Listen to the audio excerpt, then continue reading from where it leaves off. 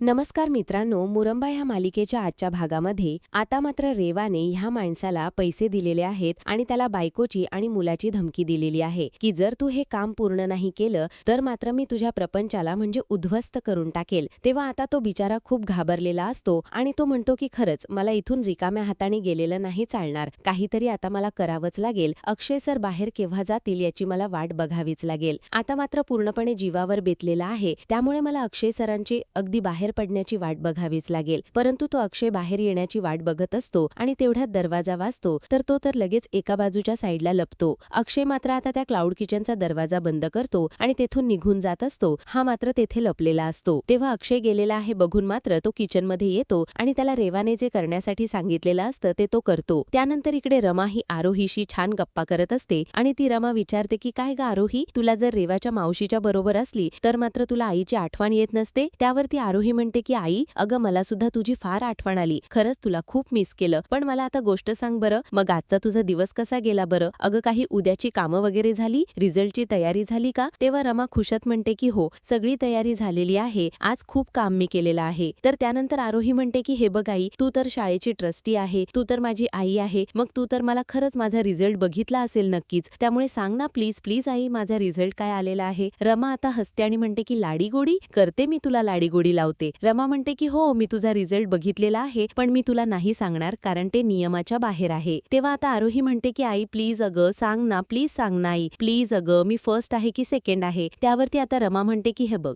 अगं आरोही, तू छान असा अभ्यास केलेला आहे, तू हुशार आहे, त्यामुळे तू फर्स्टच येणार, मला माहिती आहे, माझ्या गुंडोलीवर खूपच विश्वास आहे। आणि आज जर मी तुला तुझ्या रिझल्ट बाबतीत सांगितलं तर उद्या मात्र तुझ्या चेहऱ्यावरचा आनंद मला कसा बघायला मिळणार आहे बरं? तेव्हा लगेच आरोही लगेच आता बाजूला होते आणि म्हणते की आई तू शाळेची ट्रस्टी असून काय उपयोग आहे बरं, तुला जर रिझल्टच सांगायचा नसेल तर? तेव्हा आता रमा हसते आणि म्हणते की अच्छा काय उपयोग म्हणून आता रमा तिला खूप गुदगुल्या करते आणि आरोही खूपच हसत असते। आणि तेवढ्याच अक्षयचा फोन येतो, तेव्हा रमा म्हणते की बाबांचा कोण आहे, म्हणून ती आता अक्षयचा फोन उचलते आणि हॅलो म्हणते। अक्षय म्हणतो की हो रमा, मी आता शाळेतून निघत आहे आणि आता मी घरीच येतोय असे म्हणून तो फोन ठेवतो। तर ह्या दोघींची खूप मस्ती सुरू असते, दोघी एकमेकींशी खूप आता धिंगाणे घालत आहे। परंतु अक्षय आता घरी निघणार, त्याच्या बाईकची चावी मात्र आतमध्येच राहिलेली असते, म्हणून तो चावी घेण्यासाठी आतमध्ये येतो। तोपर्यंत आतमध्ये मात्र आता ह्या रेवाने जो माणूस पाठवलेला आहे तर त्या माणसाला मारण्याची धमकी देऊन मात्र तिने हे काम करण्याचे ठरवलेलं असतं। शेवटी तो आता आपल्या बायका आणि मुलांच्या जीवासाठी हे काम करायला तयार होतो आणि तो ते पातेले आहे तर अक्षयने सगळं नाही तयारी करून पातेले व्यवस्थित झाकून वगैरे ठेवलेले असतात आणि तो परत ते पातेले घेतो। किचनमध्ये आता खूप अंधार असतो, तेवढ्यात आता अक्षय दरवाजा उघडून आतच येत असतो आणि आता हा तेथे त्या पातेल्यामध्ये ते औषध वगैरे आहे तर ते पावडर मिक्स करत असतो आणि अक्षय लाईट ऑन करतो आणि आत येतो तर बघतो तर काही समोर हा दिसतो आणि संतोष खूपच घाबरलेला असतो। संतोष अक्षयकडे बघतो आणि अक्षय संतोषकडे बघतो। अक्षय विचारतो की संतोष तू इथे काय करतोस? संतोष मी तर तुला घरी जाण्यासाठी सांगितले होते आणि तू अजूनपर्यंत इथेच आहे का, आणि तू इथे काय करतोयस? संतोष पूर्णपणे घाबरून गेलेला असतो। संतोष घाबरतच म्हणतो की सर पाकामध्ये वेलची फूड टाकली की नाही हेच मला आठवत नव्हतं, वाटेत जाताना मी माझ्या डोक्यामध्ये विचार आला आणि माझ्या जीवात जीव उरला नव्हता, वेलची फूड टाकलं नसेल तर मुकादम केटरसचं नाव खराब होईल म्हणून मी धावतच आलो। अक्षय विचारतो की टाकली होतीस का वेलची फूड? तेव्हा तो संतोष म्हणतो की हो आत्ताच मी टेस्ट केली, टाकली होती, सगळं काही ठीक आहे, मी उगाचच घाबरलो होतो। अक्षय मात्र आता एक गुलाबजाम घ्यायला जातो तर संतोष म्हणतो की मी देतो आणि लगेच तो एक वाटी वगैरे घेऊन अक्षयला त्यातील एक गुलाबजाम काढून देतो। अक्षयला काहीतरी संशय येत असतो, अक्षय त्याच्याकडेच बघत असतो। अक्षय एक घास घेतो आणि खातो आणि म्हणतो की परफेक्ट आहे, तू तर फूड टाकलीच होती। तेव्हा आता संतोष म्हणतो की हो तेच तर, आता काही टेन्शन नाही असं म्हणतो आणि आता मला शांत झोप लागेल असं म्हणतो। तेव्हा अक्षय म्हणतो की काय शांत झोप लागेल, दिवसभर तू सारखा गोंधळच घालतोयस, तुझं कामामध्ये लक्षच नाही, आणि हे बघ अरे घरी जा, घरी जाऊन आराम कर, मी तुला सांगितलं होतं ना की तू आराम कर, तुझं लक्ष व्यवस्थित नाही म्हणून। संतोषला तो पुन्हा ते पातेले जागच्या जागी ठेवायला सांगतो। संतोष आता पुन्हा अक्षयच्या समोर येऊन उभा राहतो आणि गडबडल्यासारखा तो गोंधळल्यासारखा करत असतो। अक्षय त्याला विचारतो की काय झालं, आता उशीर झालेला आहे, चल ना। हो ना पुढे? संतोष घाबरतच हो सर असे बोलून आता बाहेर अडखळतच निघून जातो आणि संतोष बाहेर निघून येतो आणि परत काहीतरी त्याचं काम राहिलेलं आहे म्हणून तो स्वतःवर चिडतो आणि परत तिथून निघून गेल्याचं नाटक तो करतो। आता अक्षय दरवाजाची कडी वगैरे आहे ती लावतो आणि मनात विचार करतो की सगळं काही नीट झालेलं आहे, पण तरी सुद्धा मनामध्ये अशी धाकधूक का असेल बरं? तेव्हा मात्र आता संतोषने ते काम परफेक्ट केलेलं असतं आणि तो खूप घाबरलेला असतो। रेवा तर त्याच्या फोनची वाटच पाहत असते। रेवाला तो फोन करतो आणि मॅडम काम झालेलं आहे असे म्हणतो। अक्षय येण्याच्या अगोदर त्याने ती सगळी काही पावडर वगैरे आहे तर त्या पातेल्यामध्ये मिक्स केलेली असते. रेवा हे सर्व ऐकून मात्र आता खुश होते आणि म्हणते की good boy, I like it, म्हणजे तुझी बायको आणि मुलगी आता सुखरूत असणार आहे असं म्हणते. ठरल्याप्रमाणे मात्र तुला कामाचा जो काही बोनस मिळणार होता तो सुद्धा तुझ्या पत्त्यावर पोहोचला जाईल. हे बघ, तुला माहिती आहे की उद्या जर हे सर्व उघडकीस आले तर तुला कुठे जायचं आहे, कुठे जाऊन लपायचं आहे, सगळं लक्षात आहे ना? तेव्हा संतोष घाबरतच हो असं म्हणतो, म्हणून रेवा लगेच त्याला तिथून जायला सांगते. तेव्हा तो फोन ठेवतो आणि घाबरतच निघून जातो. तेव्हा रेवा खूपच खुश होते आणि मस्त दारू पिण्याचा एन्जॉय ती करत असते आणि म्हणते की हे बघ, आता उद्या जेव्हा आता ह्या सगळ्याचा बॉम्बस्फोट होईल तेव्हा अक्षय तुझा ह्या पत्त्यांचा जो काही बंगला आहे तो कोसळून पडेल. तो कोसळताना बघायला मात्र खूप मजा येईल. रेवा खूप खुश होऊन हसत असते. तिला खूप आनंद झालेला असतो आणि तेवढ्यात मात्र आता दारू पिऊन वगैरे झाल्यानंतर ती इथेच रात्रभर उभी असते. तेवढ्यात चंदा येते. चंदा इकडे तिकडे बघते आणि रेवाला विचारते की काय ग, काय झालं, तू रात्रभर इथेच उभी आहेस का, झोपली नाहीस का? तेव्हा रेवा म्हणते की हो, मी नाही झोपले. आणि हे बघ चंदा, वेळ कोणासाठी थांबत नाही असं म्हणतात. आज माझ्यासाठी सुद्धा ती वेळ खूप स्लो चाललेली आहे आणि आजचं सूर्य मुकादमांसाठी काय असेल हे फक्त मलाच माहिती आहे. त्यावरती चंदा म्हणते की अगं, तुझा प्लॅन आहे तो खूप चोख होता आणि त्या संतोषने सुद्धा त्याचं काम अगदी चोख केलेलं आहे, तर मग कशाला काळजी करते? त्यावरती चंदा म्हणते की काळजी नाही, फक्त विचार सुरू आहेत. हे बघ, मला माहिती आहे की माझा प्लॅन परफेक्ट झालेला आहे, पण प्लॅनच्या शेवटी अक्षयला वाचवायचं की नाही याचा विचार मी करत होते आणि आता तो डिसिजन घेता घेता मी रात्रभर झोपलेली नाही, तर नक्की काय करायचं याचा विचार मी करत आहे. अक्षयला शेवटी वाचवायचं की नाही याचा विचार मी करते.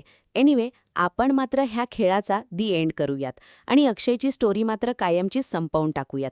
यासाठी रेवाने रात्रभर विचार करून आता हा निर्णय घेतलेला असतो आणि चंदाला ती सांगत असते, कारण अक्षयला ह्या सगळ्यामध्ये गुंतून तिला आता परत वाचवण्याचं नाटक तिला करायचं आहे की खरंच ती त्यांच्यासाठी किती काही करते. हे सगळं कारस्थानसुद्धा स्वतःनेच घडवून आणलेलं आहे अक्षयला गुंतवण्यासाठी. त्यानंतर ती विचार करते करते आली पुन्हा चंदाला म्हणते की नाही, अजूनपर्यंत ह्या चांगल्या रेवाचा मुखवटा ठेवायचा आहे. ह्या झालेल्या भीषण अपघातामध्ये आणि ह्या संकटात अक्षयला वाचवायचं की नाही, त्याला पुन्हा एकदा वाचून त्याच्यासमोर देवदूत बनायचं की नाही, नक्की मी काय करू हे खरंच मला काही कळत नाही. तेव्हा चंदा म्हणते की अगं, पण तू त्या मुकादमांचा इतका विचार कशासाठी करते? त्यामुळे तू आजच इथे हा विषय सगळं काही मुकादमांचं संपवून टाक आणि आता मात्र त्याला कोणी वाचवू शकत नाही. अक्षयच्या नशिबामध्ये शेवटी काय लिहून ठेवलंय हे त्याला सुद्धा माहिती नसेल. म्हणून रेवा आता त्याच्या अगदी समोर अक्षयला गुंतवण्यासाठी हे सर्व नाटक तिने केलेलं. संतोषला त्यामध्ये ती संतोषचा वापर करून घेऊन आता हे सगळं काही तिने घडवून आणलेलं आहे. तर त्यानंतर आता सकाळ होते. सकाळ झाल्यानंतर आता रमा ही आहो आहो म्हणून अक्षयला आवाज देते आणि आरोहीला सुद्धा उठायला येते. ती म्हणते की आरू, खूप उशीर झालेला आहे, उठ बरं. आरोही म्हणते की फक्त 5 मिनिट झोपून दे. ती अंगावर घेऊन झोपते. तर आता रमा काही ऐकायला तयार नसते. रमा म्हणते की नाही, 5 मिनिट नाही, हे फक्त तू 5 मिनिट म्हणते, परंतु 5 मिनिटापेक्षा जास्त झोपशील. आरोही उठायला तयारच नसते. आरोही म्हणते की आई, फक्त 5 मिनिट, फक्त 5 मिनिट. रमा म्हणते की अगं उठ, शाळेत जायचंय, उशीर होतोय, उठ लवकर. आणि आरोही आज काय आहे तुला माहिती आहे ना, म्हणून ती आरूला गुदगुल्या करत उठवत असते. आरू आरू, परंतु आरू म्हणते की नाही आई, फक्त 5 मिनिट, 5 मिनिट. परंतु आता ही आरोही काही उठायला तयार नसते. अक्षय तयार होतो आणि बाहेर येतोय. रमा ही आरोहीला उठवत असते. अक्षय बघत असतो आणि रमा म्हणते की अगं उठ, किती वेळ झोपणार आहेस? आणि तेवढ्यात अक्षय म्हणतो की काय आरोही, तू अजूनपर्यंत झोपलेली आहेस का? मला तर असं वाटलं होतं की तू उठली असेल, शाळेत जाऊन एवढं रिझल्ट सुद्धा बघितला असेल, मला नमस्कार करून सगळ्यांना पेढे वाटायला सुरुवात सुद्धा केली असेल असं मला वाटलं होतं. तेवढ्यात आरोहीला आता रिझल्ट म्हणल्यानंतर लगेच आठवण होते. ती लगेच आता उठून उभी राहते. मी तर खूपच सगळं काही विसरलेच होते. लगेच तिची घाई सुरू होते की आई चाल, माझा ब्रश दे, मला ब्रश करायचे, कपडे कुठे ठेवलेले आहेत, म्हणून आता खूपच घाई करत असते. पटकन पटकन दे लवकर आई. तेव्हा रमा म्हणते की हो, म्हणूनच मी तुला लवकर उठवत होते. त्यामुळे आता तू हे सगळं काही काम बाबाला सांग उठवणं, म्हणजे वादळ आहे, वादळ. तेव्हा अक्षय म्हणतो की हो, मग मुलगी कोणाची आहे? माझा उत्साह तिच्यामध्ये उतरलेला आहे. आता रमा म्हणते की हो, जे काही चांगलं घडेल ते तुमच्यामुळे आणि जे काही वाईट घडेल ते माझ्यामुळे. तेव्हा आरोही दोघांना म्हणते की बस बस बस, आणि बाबा मी तुझ्यासोबत येणार आहे, विसरू नकोस बरं का. अक्षय म्हणतो की हो चालेल चालेल. आरोहीला तो आता बाथरूममध्ये जाऊन ब्रश वगैरे करायला, फ्रेश व्हायला सांगतो. तेव्हा रमा म्हणते की तुमची कॉफी तिथे ठेवलेली आहे. अक्षय आता बघत असतो. अक्षय काहीतरी विचारत असतो आणि रमाचं तेवढ्यात अक्षयकडे लक्ष जाते. तेव्हा आता रमा विचारते की काय झालं अक्षय, तुम्ही कसला विचार करत आहात? तेव्हा आता अक्षय म्हणतो की रात्रीपासूनच मला काहीतरी वेगळंच वाटतंय अगं, अस्वस्थ झाल्यासारखं वाटतं. नक्की काय झालंय तेच मला कळत नाही. काहीतरी वेगळंच वाटतंय, असे चुकल्यासारखं वाटतं. नक्की काहीतरी झालेले आहे याची मला शंका येते. काहीतरी धडधड झाल्यासारखं वाटतं. मला खूप भीती वाटते. म्हणून अक्षय आता त्याची चाहल त्याला लागलेली असते आणि त्याला आता सगळं काही आता काहीतरी होईल असं वाटत असते. त्यावर आता तो रमाला हे सर्व सांगतोय. रमा म्हणते की हे बघ, आरोहीचा रिझल्ट आहे म्हणून हे सर्व होत असेल. अक्षयला फार हसायला येते. अक्षय म्हणतो की हे बघ, अगं रिझल्ट मला काही टेन्शन नाहीये. आता तिला चांगलेच मार्क मिळणार आहे. त्याचं मला खरंच खूप टेन्शन नाहीये. पण मला वेगळंच काहीतरी दडपण येते. कसली तरी मला भीती वाटते आणि तेच मला माहिती नाही. तेव्हा आता रमा म्हणते की म्हणजे तुम्हाला सुद्धा आता आरोहीसारखा डोस द्यावा लागेल. तेव्हा हगेच आता अक्षय म्हणतो की मी तुझा काही मुलगा वगैरे नाही, उत्साहाचा डोस पाजायला. तर रमा म्हणते की ठीक आहे. कधी कधी वडील सुद्धा लहान मुलांसारखंच वागतात. आणि हे बघा, मी तुमच्यासाठी तुमची आवडती कॉफी बनवलेली आहे. त्यामुळे कॉफी प्या आणि छान दिवसाची सुरुवात करा. तेव्हा अक्षय ती कॉफी वगैरे घेतो आणि म्हणतो की तुझ्यासारखी जर आता व्यक्ती असेल ना आजूबाजूला, मग बाकी कोणतंही टेन्शन कमीच होत असतं. कोणत्याही टेन्शनची काही भीती वाटत नसते. आता रमा खुश होत असते. तर अक्षय तिला थँक्यू बोलतो. त्यानंतर आता अक्षय आणि रमा हे शाळेवर निघून येतात. शाळेत आल्यानंतर आज रिझल्टचा दिवस असतो. छान तयारी केलेली असते. मुलांना जेवणाची सोय झालेली आहे. सगळी तयारी झालेली आहे. मुलांचे आज जेवणाचा कार्यक्रम ठेवलेला आहे आणि आता मुलांचे पालक सुद्धा तेथे मुलांच्या सोबत आलेले आहे रिझल्ट घेण्यासाठी. तेव्हा त्यातील काही बायका आहे तर त्या मुलांचे जे काही पेरेंट्स वगैरे आहे तर ते रमाचं खूप कौतुक करत असतात की खरंच रमा मॅडम, तुम्ही खरंच शाळेत खरंच खूप छान संस्कार देता आणि खरोखर रमा मॅडम तुमचं कौतुक वाटतं. शिक्षणाचा दर्जा तर दाखवलेलाच आहे, परंतु मुलांच्या आरोग्याची सुद्धा तुम्ही काळजी घेता, शिस्तीची सुद्धा तुम्ही ज्या पद्धतीने काळजी घेता, त्यामुळेच मात्र आमचा ह्या शाळेवरती आंधळा विश्वास आहे. रमा खूप खुश होत त्यांचं हे कौतुक ऐकत असते. रमाचं खूपच कौतुक होत असतं. तेव्हा तर रमा त्यांच्याशी छान गप्पा वगैरे करत आहे. त्यानंतर संतोष काही अजून आलेलाच नसतो. अक्षय वाट बघून बघून एकदा पूर्णपणे थकून गेलेला असतो. तो आतमध्ये येतो आणि आतमध्ये दुसऱ्या शेफला विचारतो की काय रे संतोष, अजून आलेला नाही का? तेव्हा तो म्हणतो की नाही ना, संतोष अजून आलेला नाही आणि आज आपल्या शाळेत इतका मोठा इव्हेंट असणारे तरीसुद्धा त्याला काही वाटलं नसेल का? तो का आला नसेल बरं? तरीसुद्धा त्याचा अजूनपर्यंत काही पत्ताच नाही. त्यावरती आता अक्षय म्हणतो की काल रात्री सुद्धा तो बराच वेळ उशिरापर्यंत इथेच होता.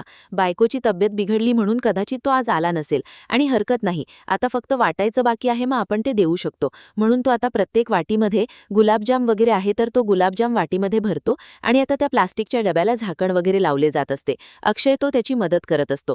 त्यानंतर इकडे रमा ही म्हणते की हे बघा, पालकांचा विश्वास ही आमची ताकद आहे. दर्जामध्ये तडजोड न करणं आणि हे अण्णासाहेबांचं ब्रीडवाक्य आहे आणि त्यानुसारच आम्ही चालतोय. शाळेतील मॅडम आणि पालक सगळेजण आता म्हणजे गप्पा करत आहे, एकमेकांशी बोलत आहे आणि शाळेतील विद्यार्थी मस्तपैकी आता हे जेवण करत आहे. गुलाबजाम आता प्रत्येक विद्यार्थ्यांनी खाल्लेले आहे, ते पण आवडीने.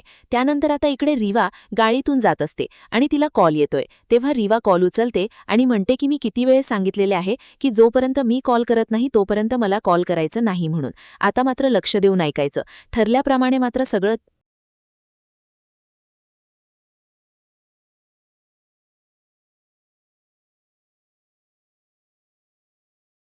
काही व्यवस्थित चाललेलं आहे आणि घाई गडबड मात्र करायची नाही. आजचा टाईम आहे तो खूप महत्त्वाचा आहे. एका सेकंदाची सुद्धा चूक व्हायला नको. समजलं ना? आणि हो, तुमची माणसं आणि आपला प्लॅन हे सगळं काही अगदी व्यवस्थित तयार ठेवा. आणि ऐसे कोणालाही अगदी साध्या शिपायाला सुद्धा संशय येता कामा नये. काही प्लॅनप्रमाणेच होत आहे आणि परफेक्ट होत आहे. त्यामुळे मात्र साधी गडबडसुद्धा खूप मोठ्या महागात पडू शकते, हे लक्षात ठेवा. तेव्हा मात्र आता ती प्लॅन सगळं काही समजावून सांगते आणि फोन ठेवते आणि स्वतःला म्हणते की अक्षय मुकादम, आज फक्त हे जे विष आहे तर ते फक्त मी अन्नात नाही तर तुझ्या नशिबात सुद्धा कालवलेलं आहे. अँड द टाइम स्टार्ट्स नाव. तुझी आता वेळ सुरू होत आहे. दिनंतर आरोही आणि आरता मात्र आता निकाल घेऊन येतात आणि आनंदाने आरोही उड्या मारतच किंचाळत येत असते. तिला खूप आनंद झालेला असतो आणि ती आनंदला घट्ट मिठी मारते आणि रमाला सुद्धा आनंद होतोय. त्यांचा रिझल्ट बघतोय आणि म्हणतो की अरे बापरे, काय टॅलेंटेड पोरगी आहे ही. खरंच वर्गामध्ये पहिली आलेली आहे. आरोही आरता तर आता मॅथमध्ये अख्ख्या शाळेमध्ये प्रथम आलेली आहे. तर आणि आता सगळ्यांना फार आनंद होतो. रमा आरतालाही जवळ घेते आणि खरंच कॉंग्रॅच्युलेशन्स. आज संध्याकाळी मात्र आपल्या घरी मोठी पार्टी होणार आहे. तर आता आरोही म्हणते की हो, पण घरी जाण्याच्या अगोदर आम्हाला बाहेर घेऊन जायचं आहे. तर प्रॉमिस कर बरं काका तू. तेव्हा आनंद म्हणतो की हो नक्कीच. आता आरता म्हणते की आता पार्टी तर व्हायलाच पाहिजे, सेलिब्रेट तर करायलाच पाहिजे, सेलिब्रेशन तर व्हायलाच हवे. त्यावरती आनंद म्हणतो की हो ओके जाऊयात, नक्की जाऊयात. आणि हे बघा, तुमची ही इतकी मेहनत पाहता मात्र तुमची सगळी काही फरमाईश पुरी केली जाईल, हो की नाही? म्हणून आनंद आता त्यांना बाहेर घेऊन जाण्याचं ठरवतो. आनंद मात्र आता त्या दोघींना घेऊन जातो आणि आता ते एकमेकांना बाय बाय करतात. रमा म्हणते की हो बाय, आणि आता आनंद त्या दोघींना घेऊन गेलेला असतो. आणि त्याच वेळेस अक्षय येतोय. काही पालकवर्ग, आता काही मुलं आहेत तर ती जेवण वगैरे करत आहेत. ज्या मुलांनी आता हे गुलाबजाम वगैरे खाल्लेले आहेत त्या मुलांना लगेच चक्कर यायला सुरुवात होते. आणि मधू मॅडम आता ह्या मुलांकडे पाहतात. तेवढ्याच आता ते दोन्ही मुलांनी मान वगैरे खाली टाकून दिलेले असतात. मधू मॅडम आता त्यांना धरतात आणि लगेच रमा मॅडम, अक्षय मॅडम, बघा इकडे काय होत आहे. आणि आता जेव्हा रमा आणि अक्षय धावतच येतात आणि बघून मात्र त्यांना धक्काच बसलेला असतो. सगळेजण आता धक्क्याने पाहत असतात की नक्की या मुलांना काय झालं असेल. मधू मॅडम त्या मुलांना धरतात. अक्षय म्हणतो की ए बाळा, काय झालं, अरे उठ ना आता. तर आता रमा म्हणते की अचानक यांना चक्कर कशी आली, आता तर ते व्यवस्थित होते की. या मुलांना काय झालं असेल म्हणून मधू मॅडम वैभवला पटकन पाणी आणायला सांगते. वैभव धावतच येतो आणि पाणी घेतोय. घाईने त्यांना पाणी पाजत असतात. अक्षय म्हणतो की डोळे उघड. सगळ्यांचा गोळखा आता त्या मुलांजवळ जमा होतो. सगळेजण पाहतच असतात की नक्की काय झालेलं आहे. आणि आता एक विचित्र प्रकार मात्र येथे घडलेला असतो. अक्षयला आणि रमाला फारच टेन्शन येते. आता अक्षय त्यांना म्हणतो की करा, पाणी प्या. तर आता रमा म्हणते की गर्दी कमी करा बरं. रमाचा जीव पूर्णपणे घाबरलासा होतो. काय करावं ते सुद्धा काही कळत नसतं. सगळेजण फार टेन्शनमध्ये येतात. आता दुसरा जो काही पालक आहे तो म्हणतो की बरं वाटतं का, त्या मुलाला विचारतो. आणि काही टेन्शन घेऊ नका, उन्हामुळे झालं असेल बहुतेक, लवकरात लवकर आपल्याला त्यांना डॉक्टरांकडे घेऊन जावं लागेल. आता रमा म्हणते की नाही नाही, एक मिनिट, वैभव तू जा बरं लवकरात लवकर डॉक्टरांना इथे बोलाव. तेव्हा वैभव म्हणतो की हो मॅडम, आणि तो लगेच डॉक्टरांना फोन करतो. तेवढ्यात आता एक पालक म्हणतो की उन्हाचा तडाखा नाही, हा शाळेत जे काही खायला दिलेला आहे तर त्यातून विषबाध झालेली आहे. हे ऐकल्यानंतर आता अक्षयला आणि बाकी सर्वांना फार मोठा एक धक्का बसतो. अक्षय मात्र बघतच असतो की नक्की हा माणूस काय बोलतोय, कारण आता हे सगळं कसं होईल. मी तर माझ्या हाताने स्वतः हे स्वयंपाक वगैरे बनवलेलं आहे, मग आता हे सगळं कसं होऊ शकतं. अक्षयला फार टेन्शन येते. आणि रेवा तर ह्या संधीची वाट पाहत असते की कधी आता शाळेमध्ये हे सर्व काही घडेल, कारण तिने हे सर्व घडून आणलेलं असतं अक्षयला मुद्दाम गुंतवण्यासाठी. आणि ती बरोबर अक्षय या सगळ्यामध्ये अडकवण्याचा प्रयत्न करत असते. आणि तीच आता विचार करत आहे की अक्षयला या सगळ्यातून वाचवायचं आहे किंवा नाही. आणि सगळं काही तिने आता घडून या मुलांच्या जीवावर बेतलेलं असतं. आता डॉक्टरांना बोलवलं जातं. घाईने आता वैभव हा डॉक्टरांना फोन करतोय. आणि रमाचा जीव पूर्णपणे कासावीस झालेला असतो. आरोही आणि आरतासुद्धा आता आनंदसोबत तिकडे गेलेले आहेत. आणि शाळेमध्ये हा एक विचित्र प्रकार घडलेला आहे. तेव्हा अक्षयला रमाला फारच टेन्शन येते की नक्की आता हे सर्व काय घडले, विषबाध झालीच कशी, अन्नातून विषबाध कशी झाली असेल, सगळं काही इतकं क्लिअर करून सुद्धा. म्हणून अक्षयला मात्र आता संतोषचा काहीतरी डाऊट येणार आहे, कारण संतोषचं वागणं अक्षयला थोडंसं खटकलेलं असतं. तो संतोषवर आता संशय घेणार आहे, कारण हे सगळं संतोषने केलेलं आहे अक्षयच्या लक्षात येणार आहे. तेव्हा आता मित्रांनो, अक्षय मात्र संतोषची चांगलीच आता खरडपट्टी काढणार आहे. तर आणि रेवा या सगळ्याच्या मागे आहे. रेवाने बरोबर अक्षयला वाचवण्यासाठी यामधून प्रयत्न ती करणार आहे. आणि अक्षयच्या समोर ती किती चांगली आहे हे दाखवण्याचा प्रयत्न ती करत आहे. तेव्हा मित्रांनो, हा भाग येथेच संपतो. पुढील भागामध्ये आता शाळेमध्ये जे काही घडलेलं आहे त्यामुळे मात्र आता एक खूप मोठी विषबाध झालेली असते. आणि तेवढ्यात मात्र आता अक्षय आणि रमा हे सगळेजण घरी आलेले असतात. आणि घरी आल्यानंतर मात्र आता आरोही आणि आरता यांनी जे काही आता गुण पटकवलेले आहेत तर त्याचं कौतुक होत असतं. आणि तेवढ्यात पोलीस तेथे येतात. पोलीस म्हणतात की अक्षय मुकादम, तुमच्या कॅन्टीनचं जे जेवण तुम्ही बनवलेलं आहे त्यामुळे जरा 3 जण सिरियस आहेत. आणि तुमच्यावर मात्र आता हे सगळं काही विषबाध झाल्याचा आरोप आहे. तेव्हा तुम्हाला अटक करण्यात येते. तेव्हा रमा पुढे येते आणि रमा म्हणते की यांच्याकडून अशी चूक कधीही नाही होऊ शकणार. लगेच लेडीज कॉन्स्टेबल आहे तर त्या लगेच रमाला बाजूला घेतात, कारण रमा आता अक्षयला बेड्या घालून देत नसते, ती आडवी येत असते. रमाला ती लेडीज कॉन्स्टेबल आहे तर ती बाजूला करते आणि पोलिसांना त्यांचं काम करून द्या असं म्हणते. तर पोलीस आता अक्षयसमोर बेड्या धरतात आणि म्हणतात की चला. तर अक्षयला खूप मोठ्या संकटात मात्र ह्या रेवाने अडकवलेलं असतं. तेवढ्यात मात्र आता रेवाने प्लॅन खेळलेला असतो. तर रेवा मात्र आता लगेच त्या संतोषला तेथे धक्काबुक्का मारत घेऊन येते. त्याला खूप मारलेलं असतं आणि म्हणते की हे बघा, आता मात्र जे काही अक्षयला पोलीस अक्षयला घेऊन जात असतात तर रेवा त्या संतोषला घेऊन तेथे येते आणि सगळ्यांच्या समोर ढकलून देत म्हणते, खरा गुन्हेगार तर हा आहे, अक्षय मुकादम नाही. तेव्हा आता हा संतोष खूप रडत असतो आणि रेवाने त्याला खूप मारलेलं आहे. त्याच्या तोंडातून रक्त वगैरे येत आहे आणि तो म्हणतो की खरा गुन्हेगार मी आहे, त्यामध्ये अक्षय मुकादम यांचा काही संबंध नाही. कारण हे सर्व मी का केलंय, कारण मला ते कॅन्टीनचा मालक व्हायचं होतं, म्हणून मी हे सर्व केल्याचं तो कबूल करतो. आणि हे सगळं रेवाच्या सांगण्यावरून शेवटी त्याने सगळं काही आपल्या म्हणजे स्वतःवर गुन्हा घेतलेला असतो. त्यानंतर मात्र रेवाने त्याच्या मुलांची आणि बायकोची मारण्याची धमकी दिलेली असते, म्हणून बिचाऱ्याला हे सर्व सहन करावं लागतं. आणि शेवटी मात्र आता पोलीस त्याला तिथून घेऊन जातात त्या संतोषला. आता रेवा खूप खुश होते, कारण आज सगळ्यांच्या समोर तिने अक्षयला वाचवलेलं असतं. आणि रेवा आता मनात म्हणते की आता कितीही काही झालं तरी या घरामध्ये माझा शब्द नाही पडणार. आता अक्षयचा पूर्णपणे विश्वास बसतो. अक्षय म्हणतो की खरंच रेवा बदलली आहे, आता मात्र माझी पूर्णपणे खात्री पडलेली आहे. तेव्हा रेवा हे ऐकून आणखीनच खुश होते आणि तिचा प्लॅन शेवटी सक्सेस होतो. पण नक्की पुढे आता काय होईल हे बघायला विसरू नका.